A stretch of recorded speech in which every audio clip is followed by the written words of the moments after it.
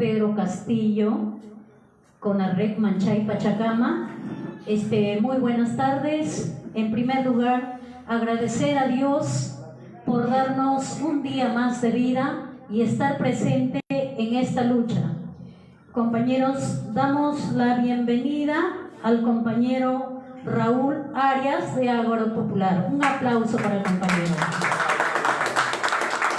Y también damos la bienvenida al compañero Fran Pillaca de CONALREC, presente. Aplauso para el compañero. Bueno, agradecerle por esa invitación que está acá en Manchay, en base Pedro Castillo, CONALREC Manchay. Agradecer también a los fundadores de base Pedro Castillo, que ha sido creado el 10 de abril. Siempre lo tenemos presente. El 10 de abril ha sido creado la base Pedro Castillo en Manchay Pachacama. Bueno, de ahí pasamos a elegir a un maestro de ceremonia. Por favor, a ver si alguien tiene una persona que puede de repente opinar o paso de repente yo a elegir al maestro de ceremonia. Usted dijo. Bueno, a ver, ¿alguien de los compañeritos? Usted o más, compañera. Usted o más lo está haciendo bien. Ya, bueno. Entonces vamos a dar la bienvenida acá al compañero Raúl Arias para que haga su transmisión, que tiene una plataforma que nos va a hacer ver nuestra realidad de nuestro país peruano, ya que estamos hoy en día pasando por una dictadura gracias a este gobierno. Bienvenido, compañero Raúl Arias.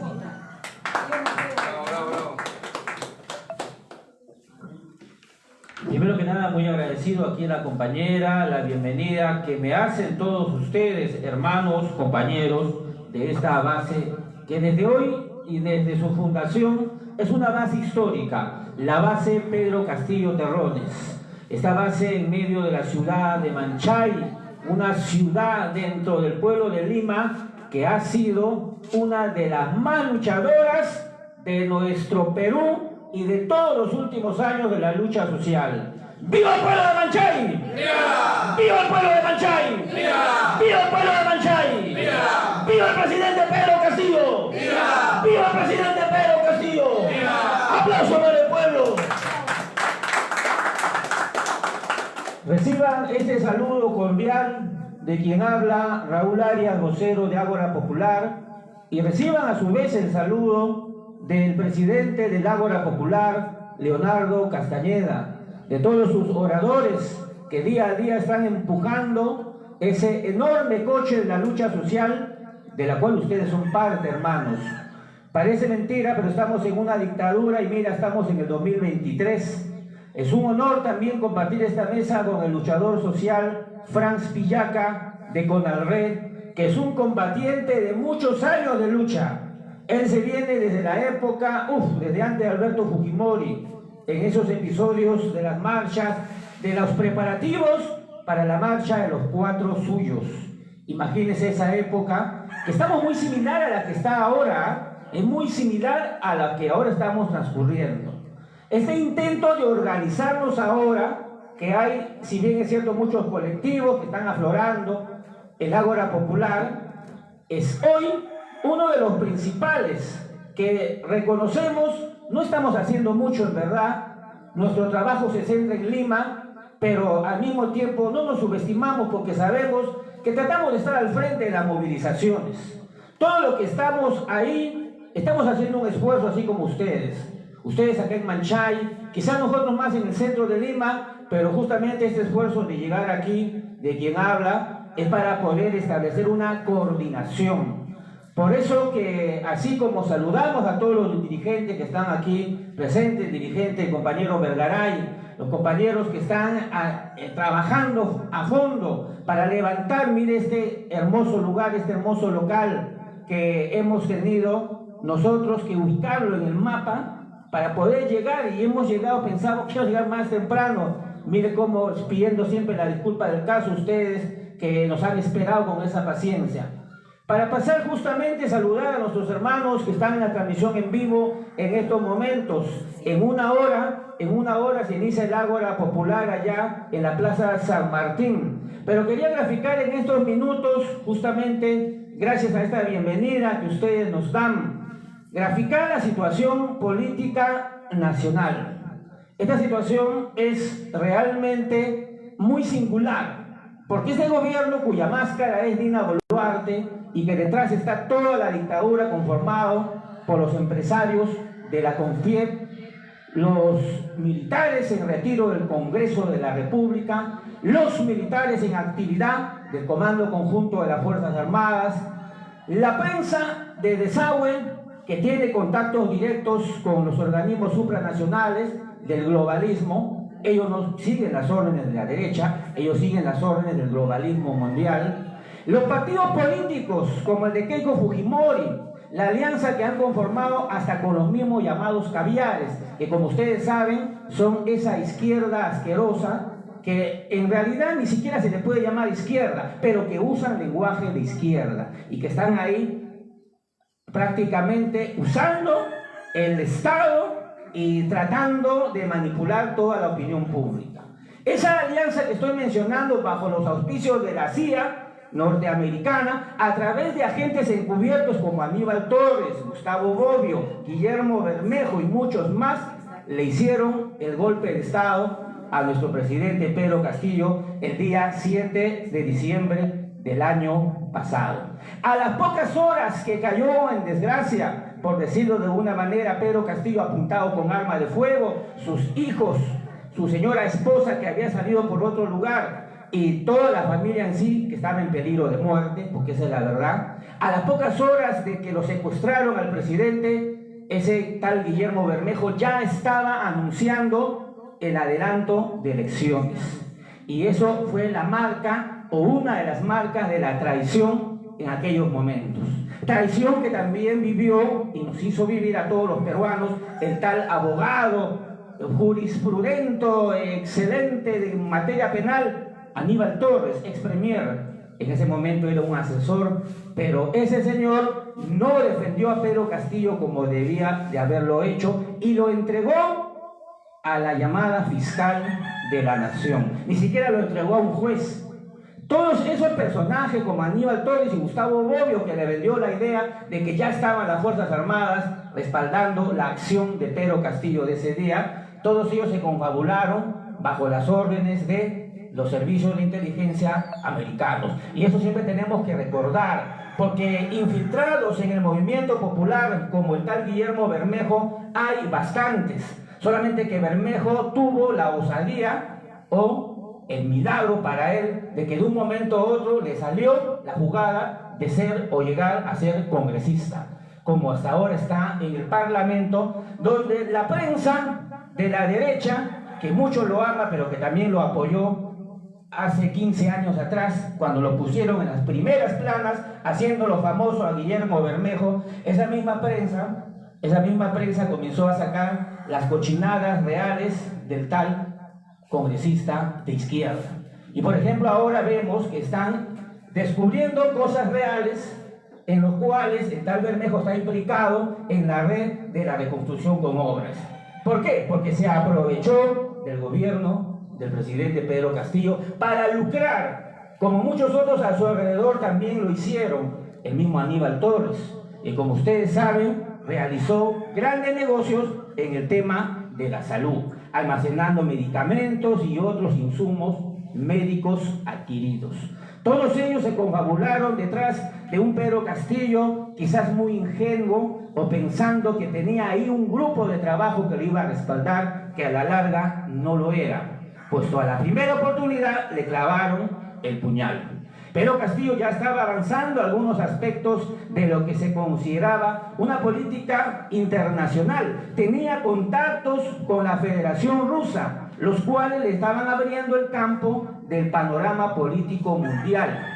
Walter Ayala llevó a Daniel Stulin, el autor del libro El Club Bilderberg, a conversar con el presidente Pedro Castillo y a establecer contacto con los patriotas del bloque que a nivel internacional está enfrentando al Foro de Davos, enfrentando al otro bloque globalista en el cual todavía está atrincherado Estados Unidos con los países europeos. Y son ese bloque los que se bajaron, los que hicieron el golpe contra Pedro Castillo. Pero Pedro Castillo no ha dejado de ser el legítimo presidente constitucional. Y eso lo tenemos que recordar siempre. ¿Quién es el verdadero presidente? ¿Quién es el legítimo presidente? ¿Quién es el verdadero presidente? ¡Viva el presidente Pedro Castillo! ¡Viva el presidente Pedro Castillo! ¡Aplauso para el presidente Pedro Castillo! Restitución. Restitución. Castillo presidente. Castillo presidente. Castillo Presidente. ¡Aplauso para el pueblo! Me avisan cuando ya tenga que llegar a finalizar. Sí, me pasan la voz, por favor, por cuestión de tiempo siempre, ¿no? Compañeros, hermanos, es importante señalar que ese golpe de Estado no fue casual y que en ese momento lo que se estaba fraguando era incluso en un momento asesinar al presidente Pedro Castillo. Esa era la propuesta de Vladimiro Montesinos. Según toda la información que hemos nosotros recabado de un lado, de otro lado, es que le podemos estar diciendo esto a manera de resumen. Sí, Montesinos quería asesinar a Pedro Castillo, pero los amos del exterior de Estados Unidos, los amos de Washington, dijeron no, hay que llevar un proceso de llamado lawfare para hacerle un golpe de Estado con el Poder Judicial, con la Fiscalía. Y esa posición fue la que primó al final. No lo asesinaron porque iba a ser muy evidente la confabulación. Entonces decidieron esperar un año y medio y a lo mucho 2 años, pero no llegó a 2 años, fue al año y medio nomás que lograron con éxito y por desgracia para nosotros su plan de golpe de Estado. Montesinos quería asesinarlo en ese momento y como Montesinos tiene prácticamente gran parte del gobierno de Perú, es que la CIA ordenó a que sea trasladado Montesinos a una prisión para reos comunes, como sucedió en un momento del gobierno de Pedro Castillo. Montesinos fue incomunicado cerca de unas semanas y creo que no llegó ni a un mes de estar incomunicado. Pero eso era importante porque la CIA quería establecer quién era el que mandaba en realidad en Perú y dejar eso bien sentado. Después Montesinos ya regresó a su celda dorada de la base naval del Callao. Pero la prensa, que es un poder que ustedes no pueden despreciar porque por desgracia la prensa basura es la que manipula toda la opinión pública. Y es importante el tema de la prensa. La televisión basura, los medios de comunicación, sus noticieros, sus programas cómicos, hasta todo eso es una agenda de manipulación y control. Ellos decidieron que había que configurar la imagen de un corrupto Pedro Castillo, que es un bruto, que era un bueno para nada, que no estaba preparado, y realmente lograron calar eso en la opinión pública, de tal manera que fue reduciéndose poco a poco la credibilidad del presidente. Pero el sector popular, como nosotros, que sabemos más allá lo que representa Pedro Castillo Terrones, nos mantuvimos con el pie en el cañón. Y cuando se dio el golpe de Estado, las grandes movilizaciones que se hicieron a nivel nacional, que hasta ahora no han finalizado, desde el mes de diciembre del año pasado, enero de este año, continúan golpeando, y a pesar de que un sector, que siempre hay pues, sectores traidores, pretendieron decirnos, no, hay que dejar a Pedro Castillo ya en la cárcel, porque él se lo buscó, y hay que pensar en el adelanto de elecciones. Ese sector oportunista no podía faltar y apareció allí en las cúpulas de las viejas dirigencias como las ya conocidas, ¿no? CGTP, Patria Roja. En este último, los de Patria Roja son enemigos declarados de Pedro Castillo desde la lucha del magisterio. Entonces ellos allí saltaron a traicionar y a clavar la daga más profunda contra Pedro Castillo ya en prisión. Y hablando de adelanto de elecciones. Pero tal ha sido la fuerza del pueblo organizado, como acá la base Pedro Castillo de Manchay, el Ágora Popular, el CONALRE, el Consejo Plurinacional de los Pueblos, ahí está la compañera Nelly Dacay acá presente, el representante del Cusco, compañeros hermanos de diferentes regiones, mantuvieron en alto que para cumplir lo que estamos llamando la hoja de ruta del pueblo, es necesario no renunciar a la restitución del legítimo presidente Pedro Castillo Terrones, que es la única garantía para poder hacer todo lo demás. ¿Y qué es todo lo demás? Pues llegar a la nueva constitución, previo indudablemente derogatoria de la constitución actual o el texto de 1993, que no tiene firma de Fujimori. Derogar esa constitución del 93 implica que cuando sea derogada, porque nosotros como pueblo lo vamos a hacer, en ese momento entra en vigencia la constitución anterior, la de 1979.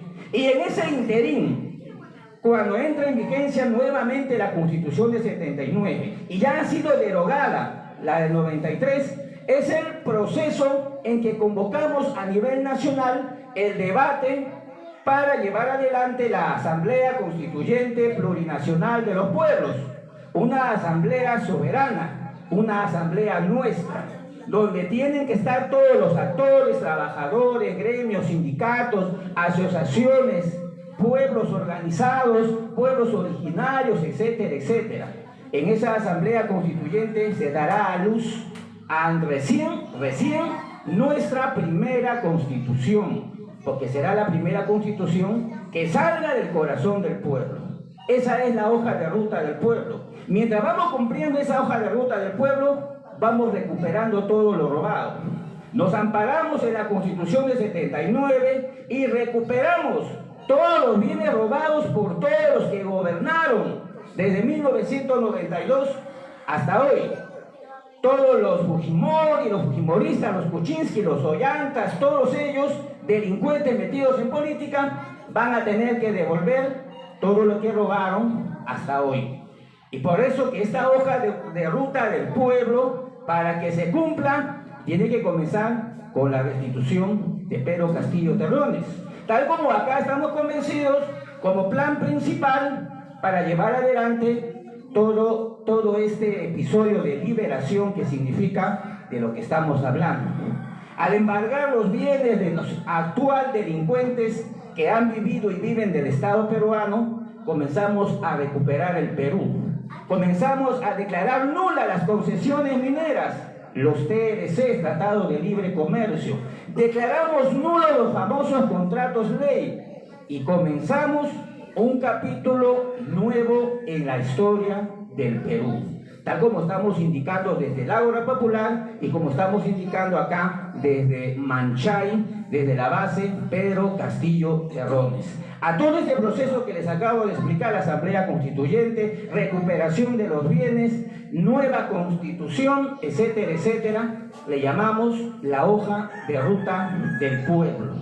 ¡Viva la hoja de ruta del pueblo! ¡Viva! ¡Viva la hoja de ruta del pueblo! ¡Viva! ¡Viva la hoja de ruta del pueblo! ¡Viva! ¡Viva el pueblo de Manchay! ¡Viva! ¡Viva la base Pedro Castillo! ¡Viva! ¡Aplauso para el pueblo de Manchay!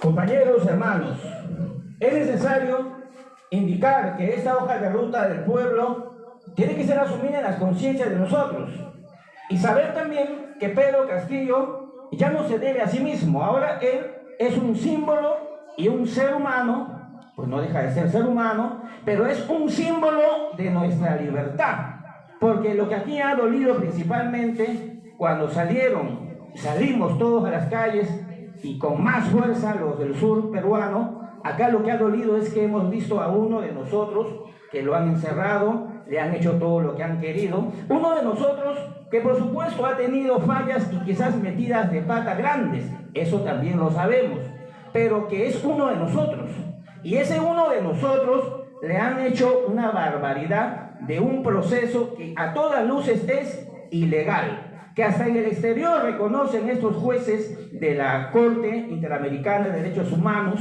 como el juez Raúl Eugenio Zaffaroni, como el brillante abogado argentino Guido Crochato, por mencionar a dos de los que están ahora todavía en la defensa del presidente. Ellos ven desde el exterior que acá se ha violentado el Estado de Derecho.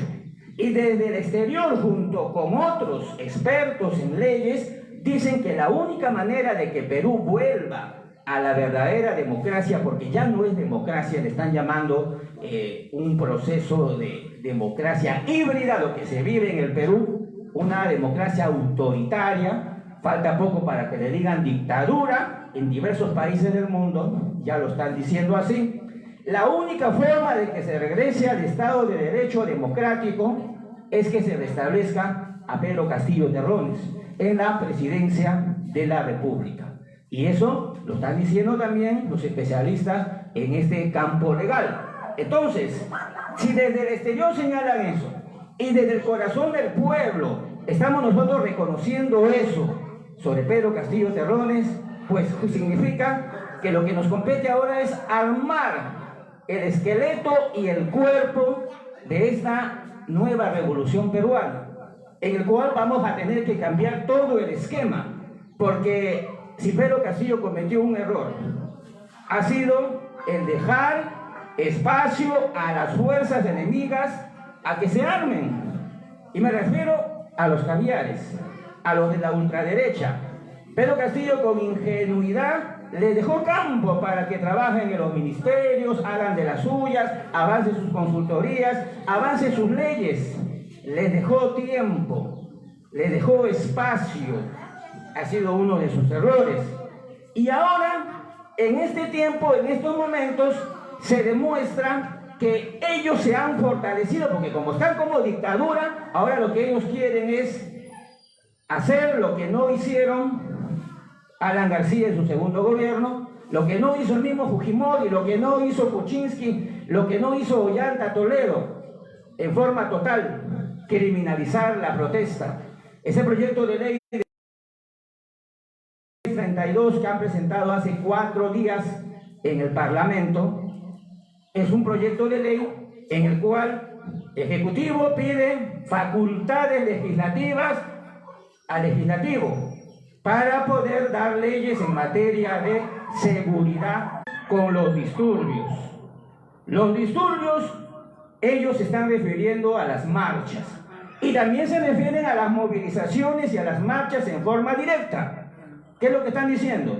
Que las marchas, los que convocan a las marchas, los que colaboran con las marchas, los que financian con las marchas, o sea, todos los que hacemos nuestra chanchita para llevar adelante a una banderola, una pancarta, todo eso va a estar tipificado como delito y lo están comparando al delito de terrorismo.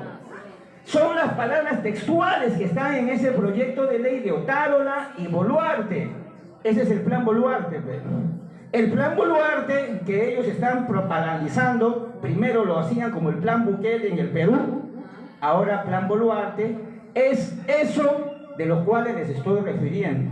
Primero nos dijeron la policía del orden, un cuerpo de seguridad más que para llenar más de 50.000 nuevos policías que van a ser muchachos capacitados en 6 meses y que va a ser pues, quien quisiera en realidad la seguridad en las calles. No, ese cuerpo de seguridad va a ser como una especie de policía personal de la dictadura. Va a ser un cuerpo de guardia pretoriana como tenían los viejos emperadores romanos, nada más que actualizado al siglo XXI. Ese cuerpo de 50.000 policías no van a estar luchando contra la delincuencia, bueno sería, van a estar persiguiendo a los luchadores sociales. Eso es lo que están implementando. Y esa policía del orden, a todas luces, pues es un órgano represor que quieren implementar nuevo. Y después de eso están hablando del derecho penal del enemigo. Claro, Óscar Arriola, vocero de la dictadura, vocero de la Policía Nacional, director de la DIRINCRI, estuvo en la DINCOTE antes. Óscar Arriola está saliendo a los medios de comunicación a decirnos que el derecho penal del enemigo en realidad para él es el derecho del pueblo a liberarse de los criminales. Pero cuando dice criminales, ¿a quiénes se está refiriendo? no se está refiriendo a los sicarios, no se está refiriendo a los delincuentes comunes, no se está refiriendo a los que asaltan y roban celulares, se está refiriendo a los luchadores sociales, se está refiriendo a nosotros. Esas son sus palabras veladas. Y él ha dicho textualmente, derecho penal del enemigo no se debe llamar así. Y ustedes saben lo que es el derecho penal del enemigo. El derecho penal del enemigo es cuando a cualquier ciudadano, como nosotros, si nos consideran que nosotros estamos contra ellos, contra las autoridades, contra sus leyes, contra su sistema, contra su constitución, si estamos contra ellos, nos declaran enemigos. Y si nos declaran enemigos, entonces nosotros para ellos ya no valemos nada. No tenemos derechos, no se nos respeta ningún derecho, no se nos respeta ninguna libertad y por lo tanto pueden hacer con nosotros lo que ellos quieran. Ese es el derecho penal del enemigo. Y ya lo están diciendo, lo están señalando en todos los idiomas. Pero claro, ha venido disfrazado del plan Bukele. Como el plan Bukele, como presidente de El Salvador, es famoso por sus hechos, más allá de sus procedimientos que no vamos a discutir acá, que será motivo de otra conferencia más amplia. El plan Bukele o el presidente de ese país que ha aplicado su plan de recuperar su territorio ha tenido éxito, porque ha disminuido allá la delincuencia común. Pero Bukele es un presidente elegido por las urnas. En cambio, lo que actualmente son una dictadura en Perú. Pero, ¿qué sucede? Bukele, en su país, ha logrado ese éxito. Y la dictadura acá pretende agarrarse de Bukele y está bajo esa carátula de Bukele, está avanzando con la policía del orden, por un lado, y con el derecho penal del enemigo, por otro lado. Y está criminalizando las marchas. Si se salen con la suya, y no es broma, el solo hecho de llevar nuestra banderola en la movilización va a ser tipificado como un delito y lo van a penalizar. Todo eso está detallado, ¿ah? Esas 100 hojas del proyecto de ley 5632 te explican todo eso. Esa vez Otárola lo explicó en el Parlamento y se demoró varias horas.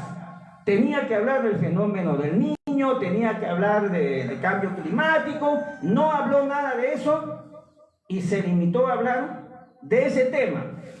El proyecto de ley 5632. En el interior de eso está lo que les estoy mencionando.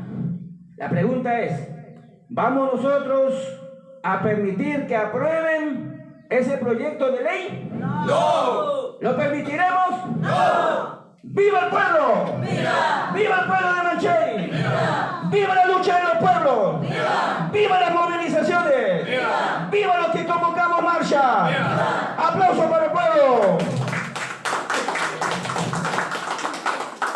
Parece mentira al punto que hemos llegado, hermanos de Manchay, que se quiera criminalizar. Estamos a un pasito de criminalizar las marchas. Porque nuestra única forma de luchar, o la más conocida, aunque quizás nos falte imaginación, eso se lo dejo como pregunta, quizás hayan otras formas de luchar, no me cierro a ninguna propuesta, pero la mejor que conocemos son las marchas, las movilizaciones. Y parece mentira que estemos a un pasito de eso. Y como hay otro allí que está coordinando con la dictadura de nombre Antauro Humala, Antauro Humala también ha salido casi en los mismos días. Antauro ha salido a burlarse de las marchas. Por eso nos preguntamos, ¿estarán coordinando la dictadura con Antauro Humala? ¿Ustedes creen que está coordinando? Sí. Y nosotros en el Ágora pensamos también que sí. Antauro lo que ha dicho es que él conoce dos formas nomás de tomar el poder: la vía violenta y la vía pacífica, según él. Y la vía violenta es la lucha armada, llegar al poder. La vía pacífica, él dice, las elecciones. Y él dice, pero hay un híbrido. Y ese híbrido, para llegar al poder, son las marchas, dice Antauro. Y ese híbrido, en el caso del Perú, que son las marchas, que no es ni violento totalmente, ni pacífico totalmente, según Antauro, él se burla de nuestras marchas diciendo que son marchas de 4 gatos, que no llenan más de 3 cuadras, que son movilizaciones solamente de gente que quiere masturbarse mentalmente, que al final se ven en el video y se sienten grandes revolucionarios de haber estado en la marcha, pero que con las marchas no se logra nada. Eso es lo que ha dicho Antauro.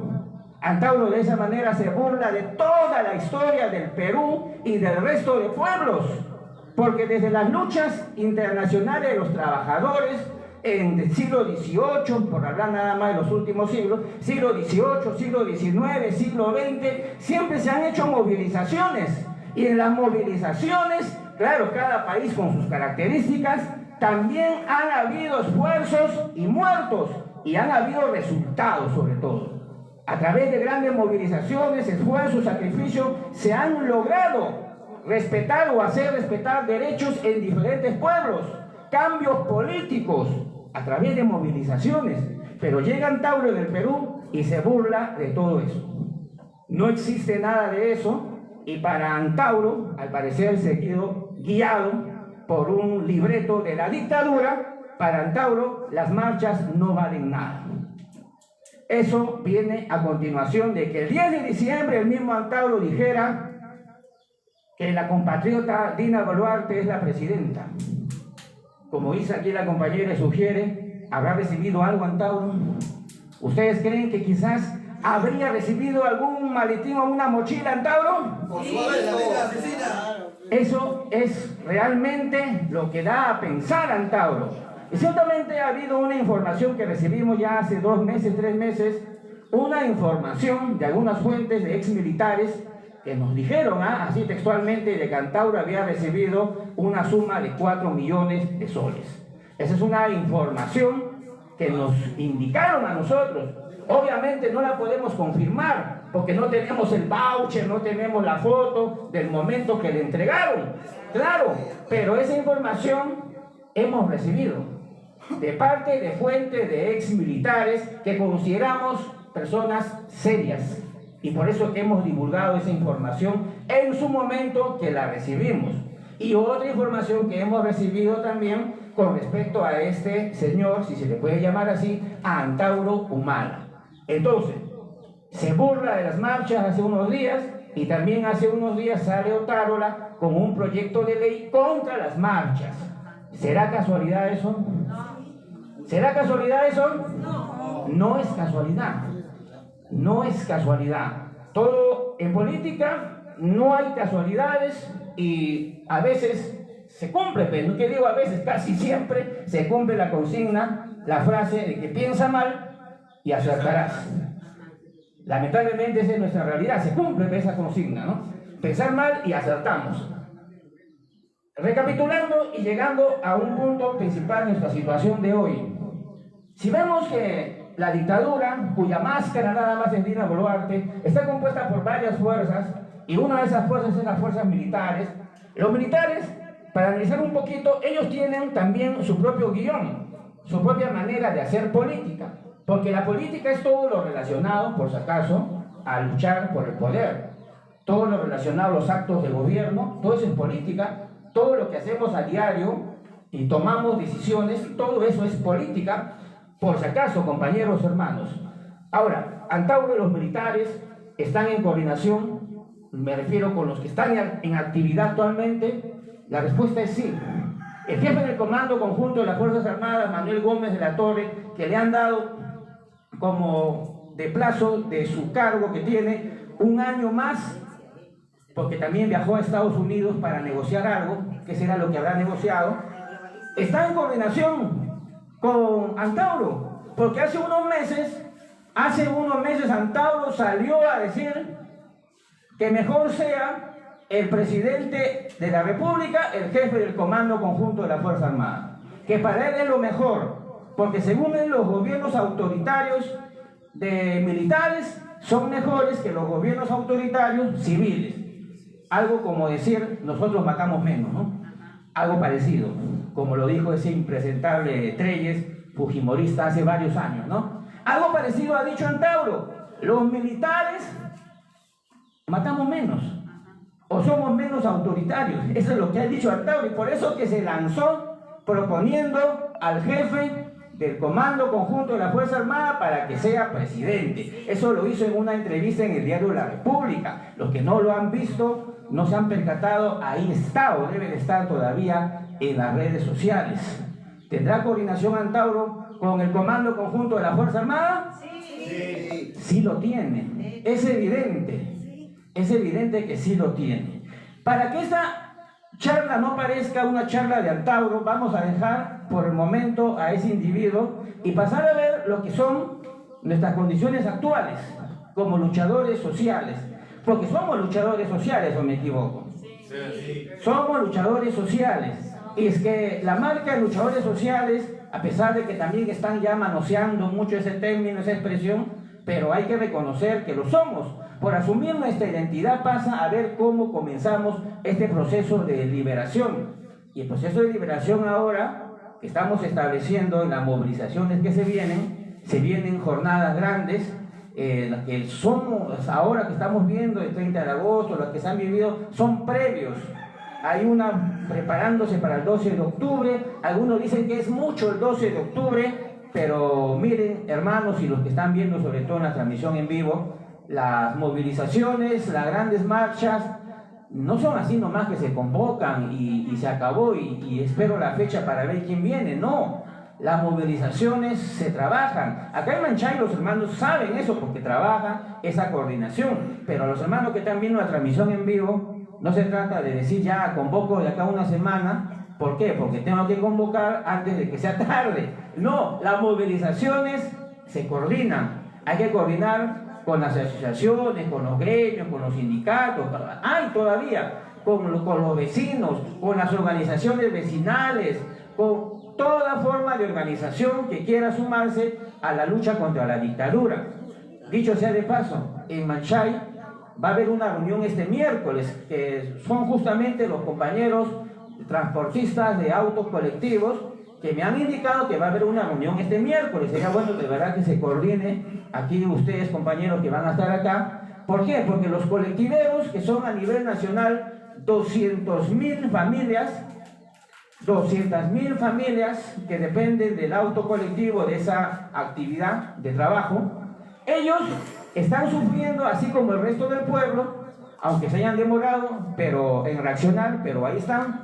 Ellos están sufriendo de la ATU y de la dictadura misma, violencia contra sus unidades de transporte, y les están poniendo multas tremendas. Sería bueno coordinar con ellos, a ver qué se puede hacer. Ellos están anunciando para el 18 de este mes de septiembre una gran jornada. Habría que ver cómo podemos hacer para coordinar. Sé que ellos están viendo, sé que la transmisión del Ágora Popular está llegando también a ellos, y justamente se trata de estrechar lazos todas las fuerzas posibles, así como el esfuerzo que están ustedes realizando aquí, hermanos, compañeros. Como parece que tengo un poquito de tiempo más, quería mencionarles algo también sobre el aspecto internacional. A ver, para no chocar también con la transmisión del Ágora que se realiza en la Plaza San Martín. Permítanme un segundito para ver acá. Ya. Correcto. Sabemos todos nosotros que Perú no está aislado. Perú no está aislado. Incluso la presencia de Dina Boluarte obedece a una coordinación internacional. Para explicárselo rapidito, en el último foro de Davos, que se da ya en esa ciudad de Suiza, donde están los grandes poderes, el centro del poder transnacional político de la ONU, Fondo Monetario, la OMS, está en el foro de Davos. Ya, allá viajó en el año 2022 Dina Boluarte. Muchas gracias. No viajó Pedro Castillo. Pedro Castillo decidió no viajar, pero viajó Dina Boluarte, y ese fue su error. Yendo Dina Boluarte allá, prácticamente hizo varios acuerdos con los representantes del foro de Davos. El foro de Davos lo que quiere es perennizar, formalizar y fortalecer el globalismo en Perú y en el resto de países del mundo. ¿Y qué pasó? Dina Boluarte se comprometió al Perú para hacer un foro de Davos latinoamericano en Perú, en la ciudad de Cusco, que todavía no se ha hecho, pero que se va a hacer en cualquier momento que lo convoquen. Y El Foro de Davos representa justamente lo que me están señalando acá, la Agenda 2030. Mediante ese trabajo de compañeros que también están, y me alegra que estén coordinando con ustedes, hermanos, compañeros en Manchay, porque la Agenda 2030, que ya no falta nada para el 2030, que ya son 7 años nada más, a pesar de que sabemos que estos van a estar destinados al fracaso, pero ellos van a insistir, los del Foro de Davos van a insistir hasta el último para imponer su globalismo y su dictadura mundial. ¿Y qué está sucediendo ahora? Que Dina Boluarte era la mejor opción para ellos para avanzar, acelerar el globalismo en Perú. En el caso de Pedro Castillo era un obstáculo que lo que ganaban ellos era hacer más lento el proceso. ¿Por qué? Porque Pedro Castillo era un gobierno en disputa. El pueblo estaba detrás, más cerca de Pedro Castillo. Pero también a Pedro Castillo llegaban las otras fuerzas, las fuerzas globalistas, los caviares, la derecha, y presionaban a Pedro Castillo. Entonces Pedro Castillo era un gobierno en disputa. En cambio, Dina Boluarte no es un gobierno en disputa, es un gobierno evidentemente entregado a los globalistas. Entonces era necesario sacar a Pedro Castillo y meter a Boluarte. ¿Por qué? Porque Perú todavía es uno de los últimos bastiones del globalismo mundial. Estados Unidos, en su patio trasero, todavía tiene a Perú. Mira que el resto de países que nos rodean se van liberando poco a poco. Pero Perú sigue siendo hasta el último, el más fiel, entre comillas, a Estados Unidos. Y por supuesto los europeos, los del G7 y Japón por ahí, que quedó pues dominado después de la Segunda Guerra Mundial. Y sin olvidar a Israel, ¿no? Que son las cúpulas del poder transnacional. Pero después el resto de países está unificándose a los BRICS. El resto de países del mundo está unificándose en ese gran bloque de los BRICS. Ese bloque de los BRICS al cual Pedro Castillo estaba a punto ya de unificarse, si es que no se hubiera interrumpido la historia con el golpe de Estado. Hoy los BRICS van creciendo como una gran conformación de bastante esperanza, que por supuesto que tenemos que estar con los ojos bien abiertos, pero en medio de la dictadura que nos quieren imponer, globalista, con el pretexto de la salud, y en medio de esta situación tan tribulada, vale que nos alineemos, aunque sea transitoriamente, al bloque que le está ganando la guerra a Estados Unidos en estos momentos, que es el bloque de los patriotas de los BRICS, aunque sea como una estrategia, porque los países como en el África, ya lo comprendieron, se están independizando del G7, se están desdolarizando, están dejando al dólar a un costado. Ya el dólar ha perdido valor desde el momento que Emiratos Árabes Unidos y Arabia Saudí, países de enorme riqueza petrolera, más Venezuela, que también se va a integrar los BRICS. El petróleo del mundo, casi la totalidad del petróleo, va a estar del lado de los BRICS, ya no va a estar del lado de Estados Unidos. Por lo tanto, el dólar oficialmente ya estaría perdiendo su valor como moneda de cambio mundial. Ese es el momento histórico en que estamos. De eso se ha hablado en la cumbre de hace una semana en Johannesburgo, Sudáfrica. La cumbre de los BRICS que allí se ha realizado ha sido histórica, aunque no haya trascendido mucho el contenido de la misma, porque también hay un momento que se reúnen a puertas cerradas. Justamente lo que se ve para afuera es el protocolo, pero lo que ya se está avanzando al interior de los BRICS pasa por establecer la liberación del mundo del dólar y del imperio que encabeza Estados Unidos. En la invasión que tuvieron las Fuerzas Armadas rusas para recuperar su territorio de Ucrania, que ya ha pasado más de un año y todavía siguen ahí, porque es una cosa tremenda lo que se está viviendo en Ucrania, no en la superficie, sino en la guerra subterránea que se está viviendo en Ucrania. Si ustedes vieran allá la ciudad de Kiev, las principales, no están siendo bombardeadas, no están siendo atacadas, no hay cualquier cantidad de civiles muriendo, no. La guerra allá se está librando en el mundo subterráneo, donde están las verdaderas bases militares. ¿Y qué está sucediendo? Que justamente en Ucrania existían 37 laboratorios de armas biológicas, documentado, explicado por varios voceros rusos desde el año pasado, desde febrero del año pasado. Varios voceros de Rusia han salido a explicar las armas biológicas que se han encontrado en territorio ucraniano, virus y nuevas modalidades de ataques biológicos. Eso está documentado, pero han sido destruidos. Y lo que no han podido destruir las fuerzas de Ucrania, que en realidad son las fuerzas de la OTAN, que están en ese territorio, la mafia que gobierna el mundo, que tiene su cuartel general ahí, la mafia házara, han logrado rescatar algunos de esos laboratorios y se los han llevado, adivinen dónde, lo han traído acá. En la selva. En la selva peruana. Y ese es el grave peligro que vamos a tener que enfrentar de acá también a unos meses, porque ellos no están ahí por gusto. Al estar ubicados en la selva, van a continuar y van a perfeccionar el trabajo de lo que estaban haciendo en Ucrania y también en algunos países africanos. En algunos países africanos también han sido desalojados esos laboratorios de armas biológicas que ha estado financiando Estados Unidos y que ha reconocido Estados Unidos, por si acaso, que lo tenían ahí. Ahora lo están trasladando a esta región.